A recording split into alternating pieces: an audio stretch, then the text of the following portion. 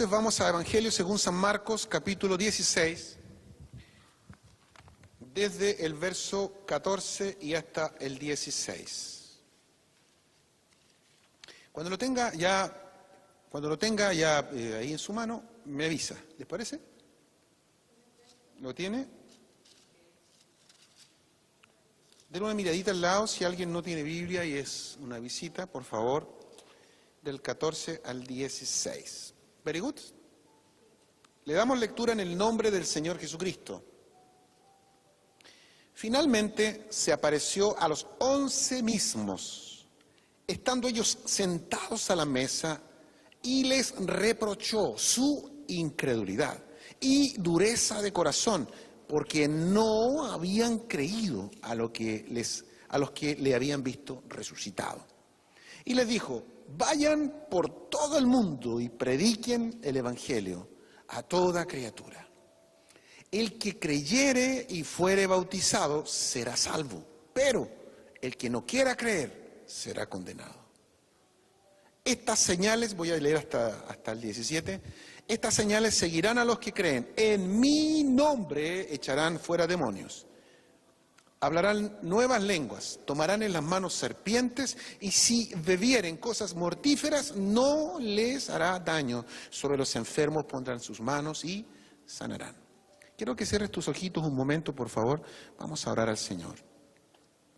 Padre, en el nombre de Jesús de Nazaret, si hay una necesidad en la iglesia de hoy, en el mundo de hoy, en el ambiente que se mueve dentro de nuestras ciudades, si hay algo que resuelve la vida de tu iglesia, es tu palabra. Señor, haznos hambrientos por ella. Transfórmanos en personas que lleguemos, Señor, a bramar como el ciervo que brama por las corrientes de las aguas. Señor, para también ser transformados en árboles, Señor, plantados juntos a corrientes de agua que dan su fruto a su tiempo y que su hoja no cae. Glorifícate sobre nosotros. Yo oro por cada corazón, yo oro por cada mente, oro por cada vida que ha venido hoy día. Señor, y oro específicamente por sus corazones, para que sean sensibilizados por tu Espíritu y no solo crean a tu palabra, y no solamente obedezcan a tu palabra, sino que cada uno de nosotros hoy día salga a vivir por tu palabra. En el nombre de Jesús, amén. Amén. Bueno, nosotros hace unas 3 semanas atrás comenzamos a predicar respecto a la iglesia misional. ¿Cuántos estaban ese día que yo prediqué de la iglesia misional? Bien, eso es lo complicado para un pastor, porque un domingo predica una cosa, desaparecen los hermanos varias semanas y aparecen de vuelta, entonces no hay continuidad. Lamentablemente por un tema de tiempo no puedo volver atrás, pero la solución es que usted se congregue y venga a adorar. Bien, vamos entonces a la segunda parte de la iglesia misional. No sé si alguien se acuerda un poco de lo que vimos, pero una de las cosas que empezamos a decir es que la iglesia no debe prepararse toda la vida para el culto. La iglesia debe prepararse toda la vida para alcanzar a los perdidos. ¿Se acuerdan de eso? Perfecto. ¿Qué más dijimos de la iglesia misional? Una iglesia misional es aquella que está en misión todos los días de la semana, por los 30 días del mes y por los 24 meses del año. Y somos una iglesia misional, es una iglesia que sirve a toda la iglesia y que sirve a todas las personas, aunque no sean parte de la iglesia. Dijimos hartas cosas más, pero la verdad es que no podemos continuar trayendo recuerdos porque si no nos vamos a demorar demasiado. Y yo quisiera ya entrar a esta segunda parte porque el apóstol Pedro, voy a comenzar a enseñar la segunda carta de Pedro a contar de la semana próxima. Así que empieza a leer la segunda carta de Pedro. Ya enseñamos, la primera epístola, los 5 capítulos de la primera epístola. Fue una bendición para nosotros. Ahora vamos a estudiar y predicar la segunda epístola. Tiene solo 3 capítulos, así que si no leíste la anterior, esta la tienes que leer, porque es mucho más breve. Bien. Pero antes de eso quiero terminar con la iglesia misional. Una iglesia que no sabe para qué Dios la llamó es una iglesia que está complicada para conseguir el propósito del Señor. Dijimos, ¿se acuerda? ¿Para qué están en la tierra los dentistas? Y todos dijeron, para arreglar problemas de los dientes. Dijimos también, ¿para qué están los bomberos? Y ustedes dijeron, para apagar incendios, barricadas y todo eso. Y cuando llegamos a ¿para qué están en el mundo los cristianos? Hubo un silencio, un ataque de grillos. Y alguien dijo ahí, por ahí, para bendecir. Otro dijo, bueno, para ir al cielo. Y otro dijo, para predicar. Lo cual indica que todavía no tenemos claro para qué está la iglesia en este mundo. Quiero hacerles la misma pregunta. ¿Para qué está la iglesia en este mundo? Para evangelizar. Para que la gente pueda ser salva. Pero cuando yo digo que para qué están los bomberos, de inmediato entendemos, ¿verdad? Y ahí nadie se queda callado. Bien, vamos a continuar con esto porque creemos que Dios tiene algo que decirnos, además de lo que ya nos dijo en la primera parte. Ok. Bien. Vamos entonces a algunos aspectos introductorios. ¿Se ve bien? ¿Se alcanza a ver? ¿Sí? ¿Richard atrás? No se ve. Bueno, anda el oculista. El Nuevo Testamento nos enseña muchas cosas, pero también nos enseña a aquellos que querían venir a Jesús. Y aquellos que venían a Jesús lo hacían confesando sus pecados. Ahora bien, sin confesión de pecados, estamos claros, no hay perdón. Cuando una persona se arrepiente, cuando una persona quiere que otro lo perdone, viene y se arrepiente. Una cosa similar o algo similar o algo mucho más profundo ocurre cuando una persona quiere venir a Cristo, quiere rendir su vida a Cristo. Lo primero que debe hacer es no decir, yo no soy tan malo, la verdad que yo no soy tan pecador, la verdad que yo no estoy tan mal, hay otra gente que está peor que yo. No, nosotros éramos pecadores y porque somos pecadores necesitamos a Jesús. Bien, entonces la gente venía, al igual que el apóstol Pablo, ¿se acuerdan de que Pablo iba camino a Damasco y lo encuentra el resplandor de Dios? Y el resplandor de Dios lo tira al suelo. Y cuando él cae al suelo dice, ¿quién eres, Señor? Él quiere saber quién es aquel que lo ha tirado al suelo. Ese primer Señor no es un reconocimiento a Dios todavía, porque de acuerdo al contexto él no tiene idea todavía con quién está encontrándose. Y una vez que Jesús le dice, y esto ya lo enseñé en la primera parte, una vez que Jesús le dice, yo soy Jesús, a quien tú persigues, él dice, ¿qué quieres que hagas? ¿Qué quiere que haga, Señor? Y cuando él dice ese segundo Señor, él se está refiriendo al Kyrios, que es de lo cual yo voy a hablar un rato más adelante. Entonces, al igual que Pablo, al igual que todos los que estamos aquí, al igual que todas las personas que van a venir a Cristo, nosotros lo que debemos hacer es reconocer a Jesucristo como el Señor de nuestras vidas. Eso lo enseña Romanos capítulo 10, verso 9, y dice así. Dice, si confesares con tu boca que Jesucristo es el Señor, y si creyeres con tu corazón que Dios le levantó de los muertos, serás salvo. Y lo del 13 al 15 lo enseñaré en unos minutos más. Bien, cuando nosotros decimos esto, entonces reconocemos que el creyente, el que viene a Cristo, el que rinde su vida a Jesucristo, debe confesar que ahora Jesucristo es su dueño. Debe reconocer que Jesús es su Señor, que ahora Él le pertenece a Dios y que Cristo le pertenece a Él, que somos de propiedad de Jesús. ¿Por qué? Porque Jesucristo resucitó de los muertos. Una de las realidades que la iglesia no puede olvidarse es que esta iglesia existe porque Jesucristo resucitó de los muertos. Es que tú eres cristiano porque Jesucristo resucitó de los muertos. Que tú y yo somos salvos, y si hoy día se cierran nuestros ojos a esta vida, vamos a estar toda una eternidad con Él, es simplemente porque Jesucristo resucitó de los muertos. Hay gente que es budista, pero Buda no resucitó de los muertos. Hay gente que es testigo de Jehová, pero Smith no resucitó de los muertos. ¿Me entiende? Hay una tremenda diferencia, una tremenda diferencia. La resurrección de Cristo, creer en que Él resucitó, a nosotros nos hace resucitar de la vida, morir a la vida vieja y nacer a la vida nueva. ¿Alguien está de acuerdo con eso? Ok, entonces ahora nosotros le pertenecemos, Él nos pertenece y ahora ya no es la voluntad nuestra la que permanece, sino que es la voluntad de Dios. Entonces una iglesia que acepta a Cristo como el Señor de su vida, no es una iglesia que hace lo que quiere, sino que hace lo que Dios quiere. Ajá. Ahora entonces, Jesucristo no solo es mi Salvador, no solo es mi Redentor. Jesucristo no solo es el que cuando me falta el dinero, Él hace todo lo posible para que yo tenga para subsistir. Jesucristo no es solo aquel que me abre puertas cuando voy a la oficina a hacer un trámite difícil. Que Jesús no solo es aquel que responde mi oración, sino que es algo más. Jesucristo ahora es el Kyrios de nuestra vida. Pastor, ¿y qué tiene que ver que ahora Jesucristo sea el Kyrios de nuestra vida? El Kyrios es la palabra griega para referirse a Señor.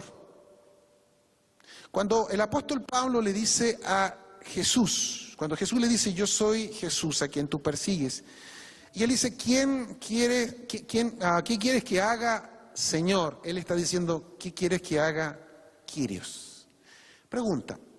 ¿Por qué es que Pablo, de ser tan arrogante, de ser tan violento, de haber participado en la muerte de Esteban, de ahora haber conseguido una carta para perseguir a todos los cristianos, llevarlos presos, si alguien muere, si alguien es herido, bueno, el fin justifica los medios? La mente de Pablo y el corazón de Pablo, incluso dice la palabra del Señor que él respiraba todavía odio y venganza en contra de los cristianos.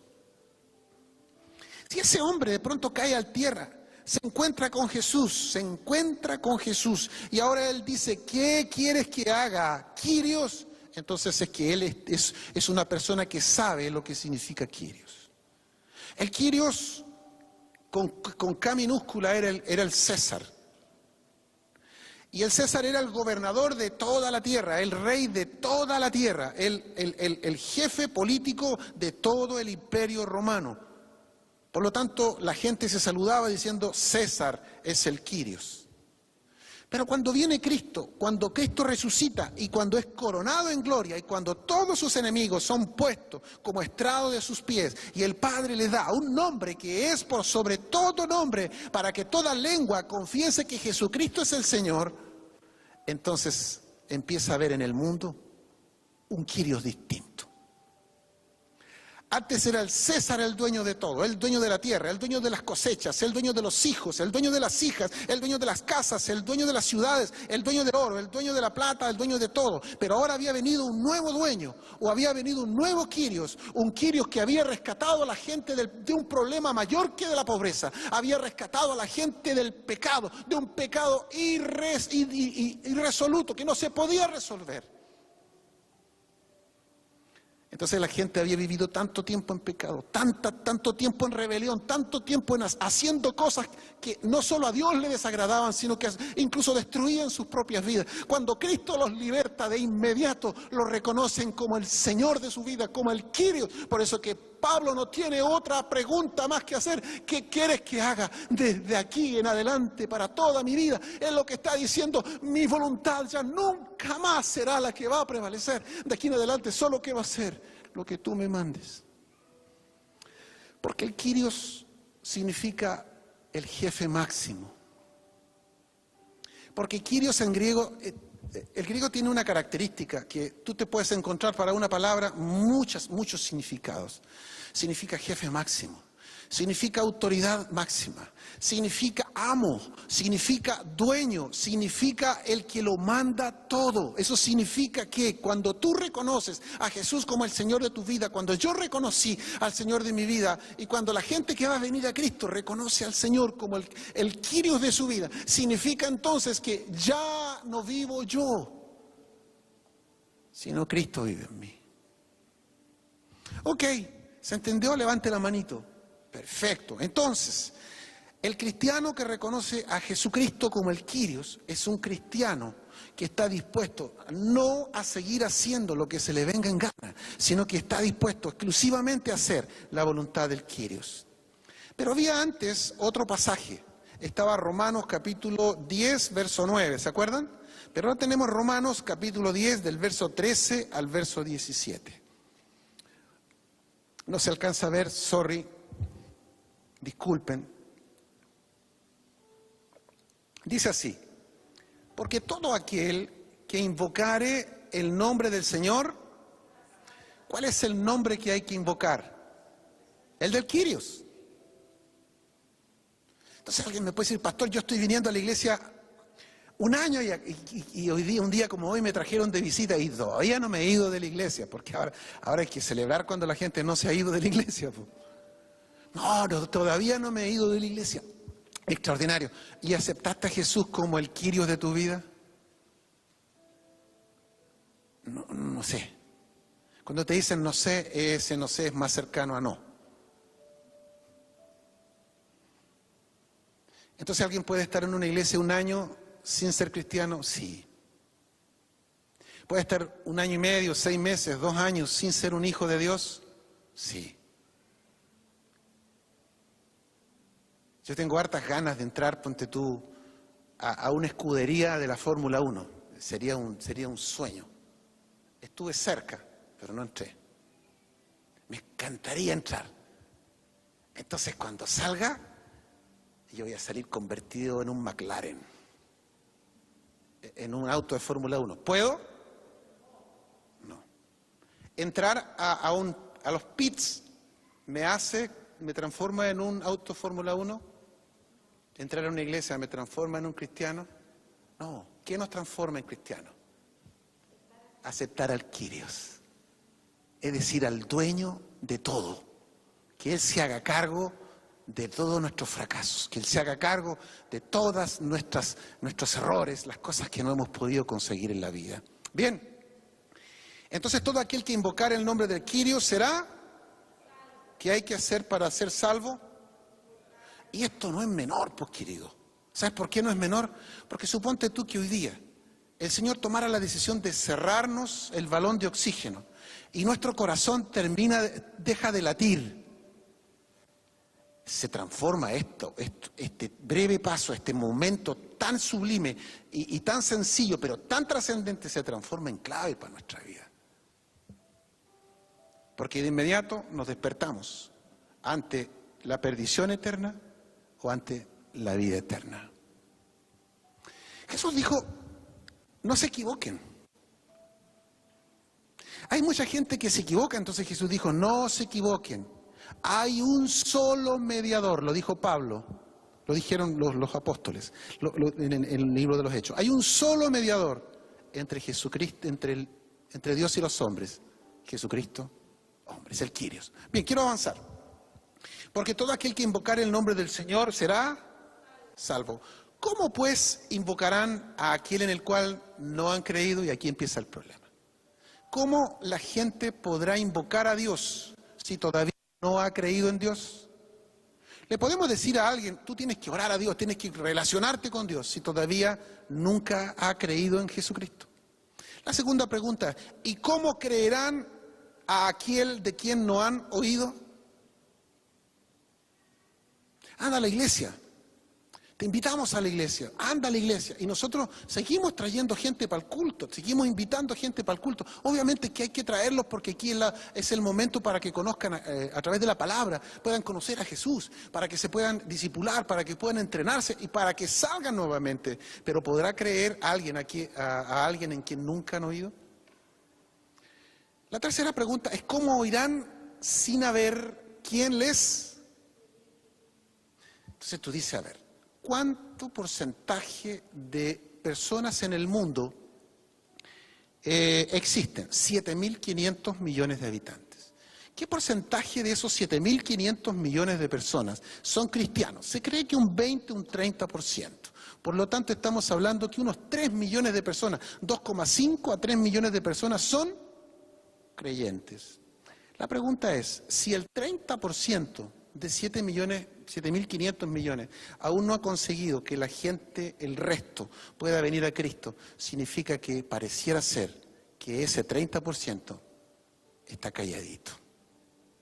Recibió el perdón, recibió la paz, recibió refrigerio para sus huesos. Ahora está feliz, está cambiando todo. Dios está prosperando, tiene una iglesia, tiene con quien relacionarse, tiene un lugar donde adorar, pero no le dice al resto que ellos también pueden ser beneficiados con la misma gracia que ellos recibieron. Y dice, ¿y cómo irán sin haber quien les predique? Y después la otra pregunta, ¿y cómo predicarán si no fueren enviados? Eso abre una arista para otra, el tema de la sujeción, pero de eso no es el tema hoy. Dice, como está escrito, cuán hermosos son los pies de los que anuncian Él. Tal vez tendríamos que mirarnos los pies un poquito. No lo haga, por favor, no me copie todo. Mirarnos y dice, Señor, ¿será que mis pies son hermosos? ¿Cuáles son los pies hermosos aquí? ¿Los que bailan todo el fin de semana?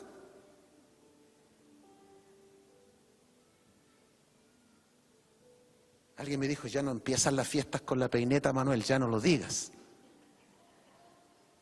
Como yo hace mucho rato, pero mucho, de verdad, no voy a bailar, ¿no es cierto?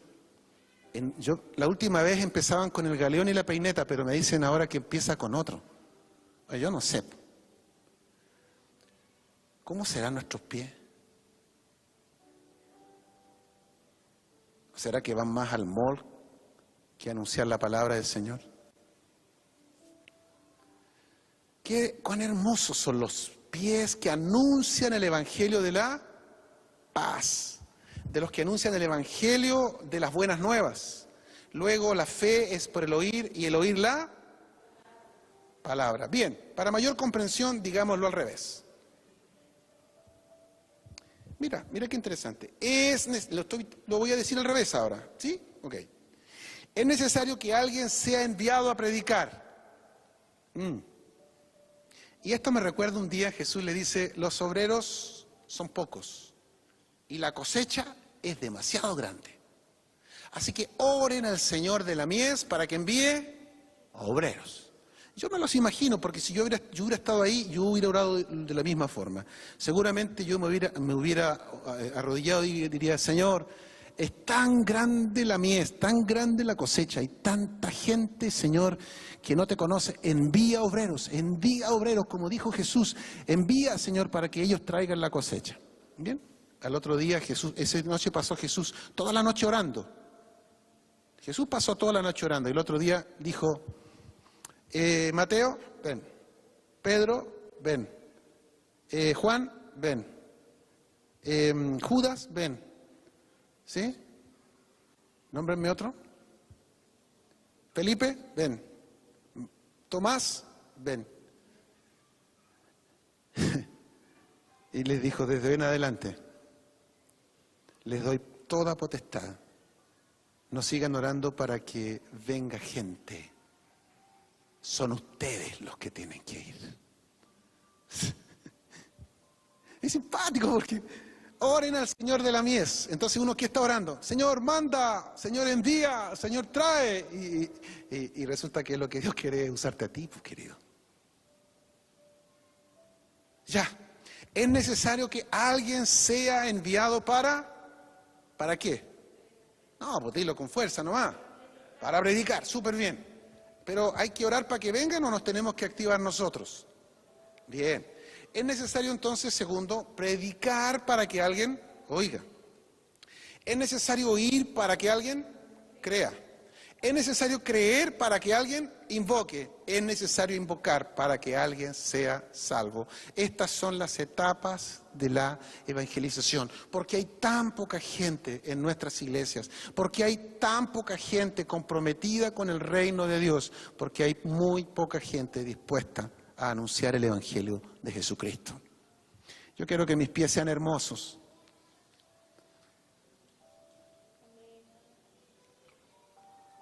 En los hombres no se ve, pero de pronto las mujeres dicen, no me gustan las piernas, no me gustan mis pies. Mira, cambiaría todo esto si nosotros anunciáramos el evangelio Para Dios, nuestros pies serían los más lindos de todo el universo. Bien, confesar que Jesús es el Señor necesariamente nos debe sacar de las cuatro paredes para lanzarnos al mundo, llevando la semilla del Evangelio. El problema con nosotros es que nuestra formación de iglesia, nuestro equipamiento de iglesia nos ha llevado a prepararnos para el culto. Esto ya lo mencioné antes, pero a mí me parece que esto tiene que salir de nuestra vida. Entonces, pastor, por eso que no estoy yendo a la iglesia, me va a decir usted, y por eso que no voy a los cultos, porque me estoy preparando para ir afuera. No me refiero a eso. Me refiero que nuestra venida a reunirnos con la iglesia debe ser para equiparnos, para salir durante la semana a hablar a la gente de Jesús. Nuestra formación eclesiástica debe dejar de preparar hermanos para el culto, preparando personas para la misión. Después de todo, cuando Jesús resucita, ¿cuál es la única instrucción que le da a sus discípulos? Vayan al mall y saquen todas las tarjetas de crédito posibles. ¿Dijo eso Jesús? Los días de fiesta, no vayan a la iglesia, nada, hagan nada, solo concéntrense para las fiestas. ¿Dijo eso? No. ¿Qué dijo? Vayan por todo el mundo, prediquen mi evangelio, no estén callados, no estén como si no tuvieran nada que decir, no se comporten como si yo no hubiera hecho nada en sus vidas. Mira, Marcos capítulo 16, versos 15 y 16, que fue el pasaje central que les mencioné. Entonces, por favor, quiero que tú ubiques para que este pasaje no quede como flotando. Jesús ya ha muerto en la cruz. ¿Me va siguiendo? Ok. 3 días quedó la tristeza, pero horrible. O sea, esos 12 más los otros discípulos estaban horriblemente tristes. Las mujeres comprando especies aromáticas para llevar a la tumba, para que a la hora de la descomposición, ¿no es cierto?, se apacigüe, ¿no es cierto?, quede como menor poco el olor a descomposición. Y resucita Jesucristo al tercer día. Y cuando resucita al tercer día, primero se manifiesta a las mujeres.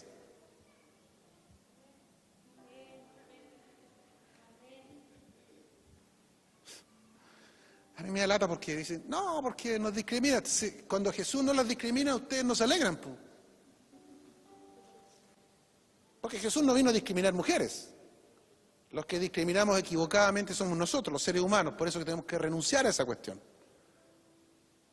Ok, entonces, Jesús aparece primero a las... Y una de ellas fue corriendo, gracias. Una de ellas fue corriendo a avisarle a los 12. Y va corriendo a avisarle a los 12 y dice, el maestro resucitó. Y seguramente muchos miraron con la misma cara que usted me está mirando ahora. ¿Será? Otros empiezan a quedar dormidos y dirán, ¿será? ¿Estás loca, mujer? ¿En serio? Si el ángel habló conmigo y él mismo habló conmigo. Entonces ahora Jesús le está diciendo, vayan por todo el mundo, ya resucitó, y prediquen el evangelio a toda criatura. ¿A quién? El que creyere y fuere bautizado será salvo, pero el que no creyere será condenado. Hay un pasaje paralelo que amplía un poco este mismo concepto. Y está en Mateo capítulo 28, del 18 al 20. Aquí en esta iglesia son todos expertos en ese pasaje. Y Jesús se acercó y les habló diciendo, toda potestad me es dada en el cielo y en la tierra. Pregunta, ¿cuál fue el hecho que hace que Jesús ahora tenga toda la potestad en el cielo, en la tierra y debajo de la tierra? ¿Qué? La resurrección. Si sin la resurrección nosotros no somos cristianos. Sin la resurrección nosotros no somos nada, queridos. Jesús se acercó y les habló diciendo, toda potestad me es dada en el cielo, ya resucité, ya no hay barrera, ya no hay nada que pueda impedir que ustedes vayan. Antes yo les dije que solo vayan a los perdidos de la casa de Israel, que no vayan por caminos de pecadores, por samaritanos, en ciudades de samaritanos no entren. Ahora, todo eso ya ha sido derribado, todas esas barreras ya no existen. Ahora ya hay que salir a predicar el evangelio a toda criatura. Y además, cuando vengan las personas, bautícelos. No dejen de bautizarlos, porque la salvación y el bautismo van juntas.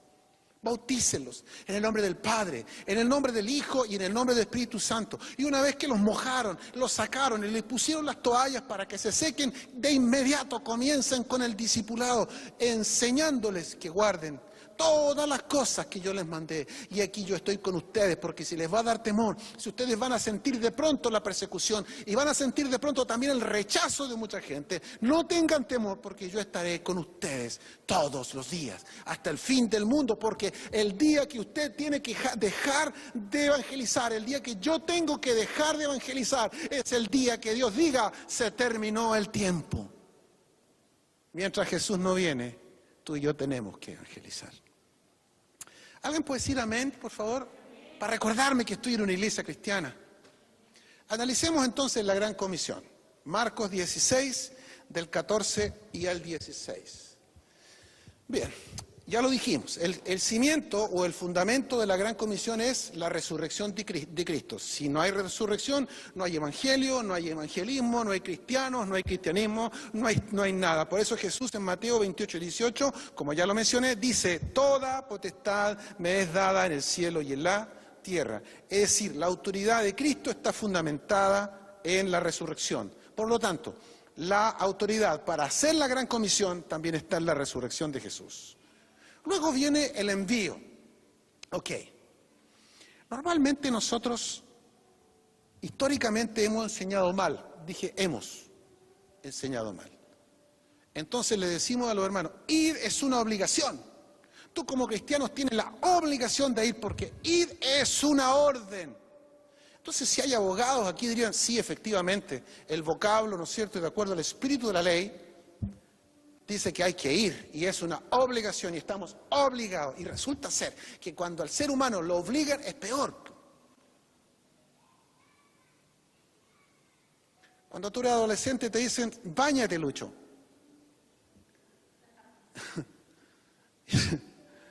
Y el Lucho se baña, ¿no? Oh, pues le saca la vuelta. Lávate los dientes. Ya, si no te lavas los dientes, no vas a comer. No, al revés. No ves tele, entonces ya por obligación, pero mala onda, ya pateando los muebles, así, ¿sí? Y resulta que Dios es sabio, pues querido. Dios sabe que nosotros tenemos un origen rebelde. Porque tenemos origen rebelde, ¿cierto? Adán y Eva, ¿qué fueron? Rebeldes. Entonces, como Dios sabe que tenemos un origen rebelde, no nos obliga para dañarnos, no nos obliga para molestarnos, sino que esta no es en sí una orden. Aunque cuando tú eres una persona que ama a Dios, cuando eres una persona que está agradecida de Dios, tú lo transformes en una orden dentro de ti. ¿Ok? Dice, esto es algo así, cuando vamos al texto griego, y esto se puede traducir de la siguiente forma. Habiendo ido, punto y coma, fuimos y ya regresamos. Ahí está hablando ¿quién? Jesús.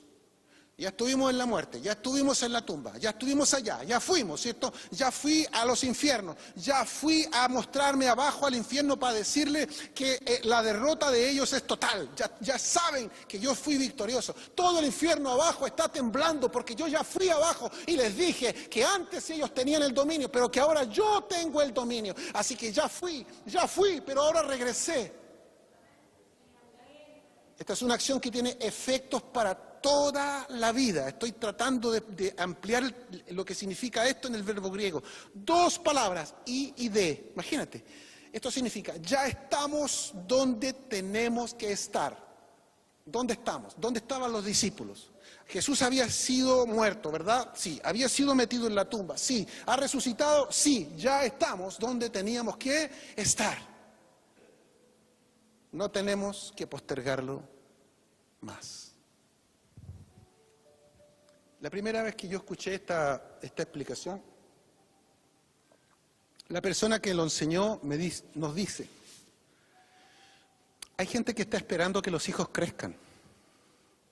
Y yo pensé que yo nomás era el que hacía aplicaciones de este calibre, pues, pero hay gente que incluso es más.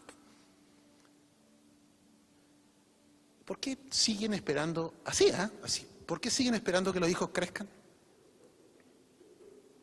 Van a crecer los hijos y van a decir, ahora hay que educarlos, si no tenemos tiempo. Y después ustedes los van a educar y van a venir los nietos. Entonces, pastor, no puedo porque ahora tengo que cuidar los nietos. Esa palabra ahí significa, no tenemos que seguir postergándolo. Otros te dicen, pastor, cuando me jubile. Pero querido, ¿cómo vas a servir al Señor mejor cuando te jubiles? Y cuando te jubiles vas a tener mínimo 65 años y las mujeres mínimo 60. Ya la energía, la fuerza ya no está como antes. Es cuando eres joven, cuando tienes 20, cuando tienes 18, cuando tienes 30, cuando tienes 35, cuando tienes 40, cuando tienes 45. Y quiero hacer el corte ahí porque si no todos se me suben por el chorro.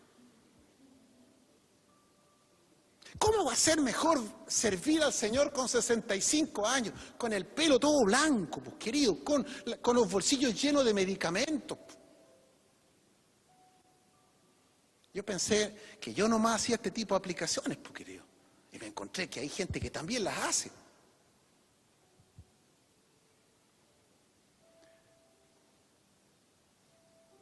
No siga esperando jubilar, querido. La casa se te va a llenar de nietos.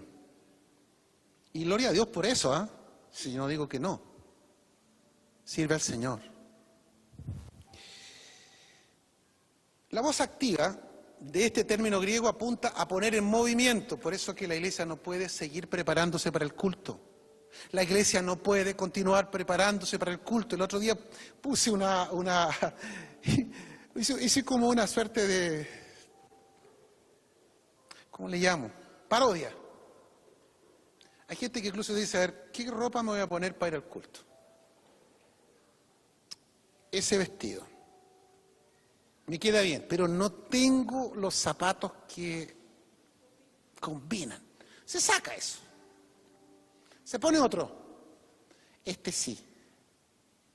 Combina con los zapatos, pero no me queda tan bien. Yo he visto gente, mientras me ducho, cambiarse 3, 4, 5 veces. Que no es mi esposa, no sé por qué se ríe.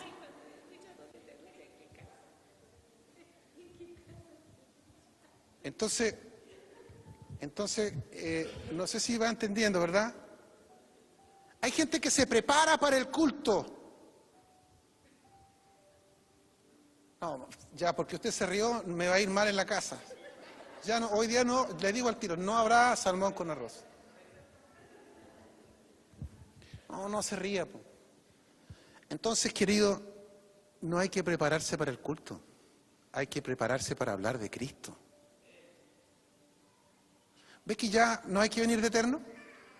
¿Ves que ya no hay que venir de corbata? ¿Ves que la gente los chicos pueden ir de polera? Sí, y de manga corta, ni un problema. Y con zapatillas, sí, y con jeans, no hay problema. Y con blusita, tampoco. Si lo que tú y yo, para lo que nos tenemos que preparar es para que los perdidos vengan a Jesús. Para que ya no haya más de 5.000 millones de personas que nunca han venido a Cristo. Y eso es porque nosotros no hemos hecho el trabajo. Bien. Más que una actividad aislada, más que un culto friends y 2 cultos friends y cerramos y después invernamos como los osos, se refiere más bien a un estilo de vida, Voy al trabajo y hablo de Cristo. Estoy con mis amigos y hablo de Jesús. Estoy esperando que atiendan a mi hijo en el control de niños sanos y ahí está lleno de mujeres con sus niñitos contando sus historias. Ese es el momento para hablar de Cristo.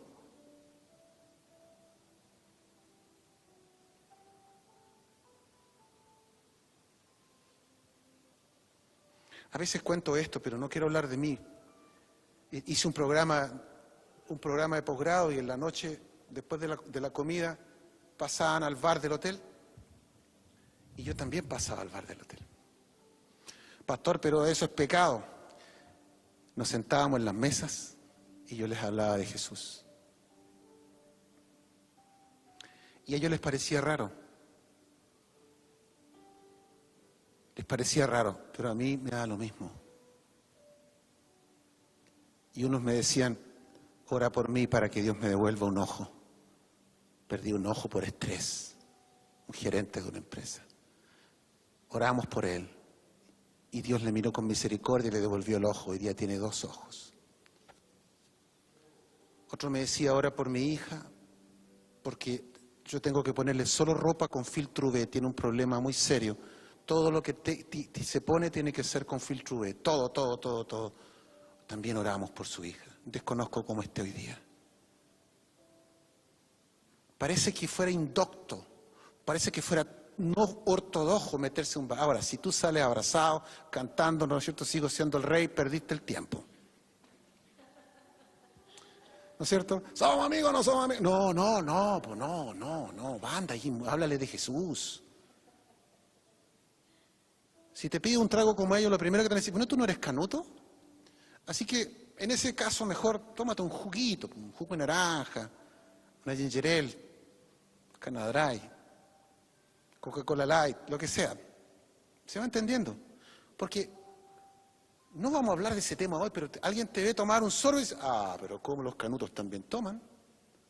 Entonces, como dice Pablo, por amor de los más débiles, mejor abstente. ¿Sí entendió? ¿Me puede levantar la mano? Perfecto, extraordinario, súper. Yo quiero avanzar, ustedes son los que me complican la vida. Más que una orden imperativa, porque ya lo entendimos, ¿verdad? O sea, Él ya resucitó. No es una orden, Él resucitó, eso es lo que estábamos esperando. Dice que no es una orden, sino que es un estilo de vida de los creyentes. Estilo de vida. No sea cargante, pero sí hable de Cristo. En el mundo que vivimos hoy, esto lo vamos a ir enseñando poco a poco. En el mundo actual tú dices, mire, quiero hablarle de Cristo. Al tiro te dicen que no. Háblele de algo actual. Esto lo vamos a ir enseñando poco a poco. Algo actual. Cuando tú hablas de algo actual, la gente está de acuerdo de inmediato contigo.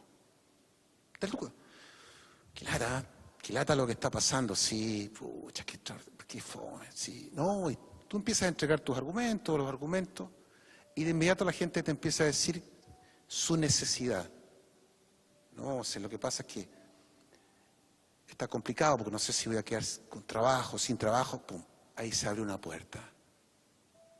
Y tú le puedes hablar de Cristo. Si tú te paras hoy día en el banco, silencio a todos, quiero hablarles de Jesús, te van a echar del banco, no hagas eso. ¿Se entendió, verdad? Es mientras vas por el camino, mientras haces tus labores cotidianas, mientras te desplazas, mientras estás con tus amigos de la universidad, mientras estás con tus amigos del trabajo. El problema, amigos y queridos hermanos lindos, es que si nosotros no vamos a donde están los perdidos, no va nadie. Y si nosotros no vamos y no viene nadie, ¿para qué está la iglesia en este mundo? Si partimos diciendo que ¿para qué están los bomberos? Para apagar incendios. ¿Para qué están los dentistas? Para resolver problemas de dientes. ¿Para qué están los cristianos? Para anunciar el reino de Dios. Pero si nosotros andamos haciendo lo mismo que hacen ellos, ellos nunca van a creer que Jesucristo cambia. ¿Se va entendiendo? Gloria al Señor. A mí me gusta el Señor y me gusta mucho su palabra. Ok. Entonces nosotros decimos, no, hay que hacer una iglesia grande, y eso fue, digamos, mi formación toda la vida, para que se llene y todos vengan, van a venir solos, va a poner un imán de humanos allá afuera, y lo va a poner, entonces la gente se va a sentir en forma atraída por un imán humano. No, eso no es así. Si la gente no va a venir si tú no le hablas de Jesús. Si dejemos de esperar que se llene la silla de la iglesia, que abriendo la puerta, ¿no es cierto? Y no, querido. O sea, hay que ir a predicarles, hay que ir a hablarles, hay que decirles que Jesucristo es solución. Si Él te solucionó la vida, dile a la gente cómo es que Cristo resoluciona la vida, cómo que soluciona la vida. Allá atrás me están informando cosas. Quiero llegar acá. La iglesia actual hoy se metió entre 4 paredes y de ahí no lo sacas ni con un bando presidencial. Ahí están entre 4 paredes. Entre 4 paredes, y gloria al Señor, esto me gustó muchísimo. No estuvimos por una razón de fuerza mayor, tuvimos que salir, pero la cosecha fue lindísima. Así que la gloria es del Señor. Esto está bien hacerlo. Mira, escucha bien. Esto está lindo. Está precioso. Hay que seguir haciendo esto. Pero la iglesia no puede hacer solo esto, porque esto es indoor. Esto es en 4 paredes. ¿Se entiende?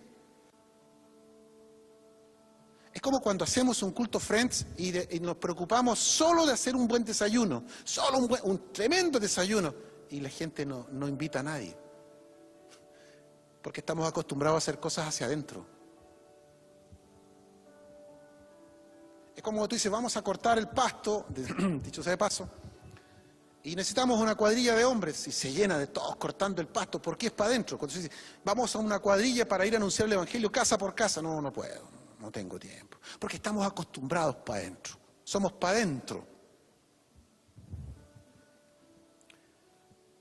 Cuando una iglesia está entre 4 paredes, se transforma en una iglesia que esconde la cabeza debajo de la arena. Sabemos lo que está pasando, sabemos que nuestros familiares están destrozados, sabemos que nuestros amigos sin Cristo no tienen solución, sabemos que nuestros compañeros de universidad, sabemos que ellos sin Jesús están complicados en la vida, pero nosotros escondemos la cabeza debajo y hacemos como que no pasa nada, hacemos como que no está ocurriendo nada, porque total, ojos que no ven, corazón que no sienten. Eso no está en la Biblia, eso lo hemos ido nosotros agregando. Una iglesia entre 4 paredes, es una iglesia que esconde la cabeza debajo de la arena como la avestruz. ¿Por qué se conoce a la avestruz? Porque tiene las piernas largas, me va a decir alguien, ¿cierto? ¿Pero por qué más? La verdad es que yo nunca he visto una avestruz escondiendo la cabeza debajo de la arena. ¿Alguien lo vio? Pero alguien la vio, tiene que haberla visto y debe ser verdad. Bien, cuando una iglesia está entre 4 paredes y esconde la cabeza debajo de la arena, es una iglesia pusilánime. No ustedes. No, tranquilos. Ustedes son preciosos. Una iglesia pusilánime, ¿qué es? Una iglesia que tiene que hacer, pero no hace. Ve la necesidad, pero no se duele. Sabe que hay que hacer, pero ahí está, y pasa los años y los años como sentado en un gran sillón, viendo pasar el panorama, viendo pasar la historia a través de sus ojos, pero la iglesia no hace nada. ¿Por qué? Porque está actuando de una forma pusilánime. Yo no sé si todas las iglesias, pero hay iglesias que se pasan toda la vida, toda la vida, nutriéndose de la palabra. Y yo no sé, pero podría ser que incluso llegáramos a ser obesos mórbidos, porque estamos engordando hacia adentro, sentados, no haciendo nada, recibiendo enseñanza, escuela, discipulado, predicación, cursos, ¿sí? Estudios teológicos, todo, pero engordando. Hoy día Dios te ha entregado una palabra, entonces si hoy día no haces nada, no vas a quemar las calorías necesarias y vamos a seguir. Bueno, algunos ya estamos comenzando, pero ya viene el verano. Para que haya un verano sin polera en el Evangelio, necesitamos quemar las calorías, entregar aquello que ustedes y yo hemos estado recibiendo de parte del Señor. Dios no quiere obesos mórbidos, llenos de teología, que sean capaces de discutir con otros y de descubrir que los otros están equivocados. Eso no es bueno ni es malo. No, Dios no nos mandó a discutir, Dios no nos mandó a ponernos a pelear por teología, ni por versos bíblicos, ni por esto, ni por lo otro. Dios nos mandó a que la gente conozca a Jesucristo. Para eso tú y yo fuimos puestos aquí. Tal vez, si nos hemos visto envueltos en discusiones, es porque estamos muy gorditos espiritualmente, demasiado nutridos. Hay personas aquí que ya saben texto griego, análisis de entorno, de contexto, te sacan la historia. Hay gente que a veces hasta me corrige. Y no está mal.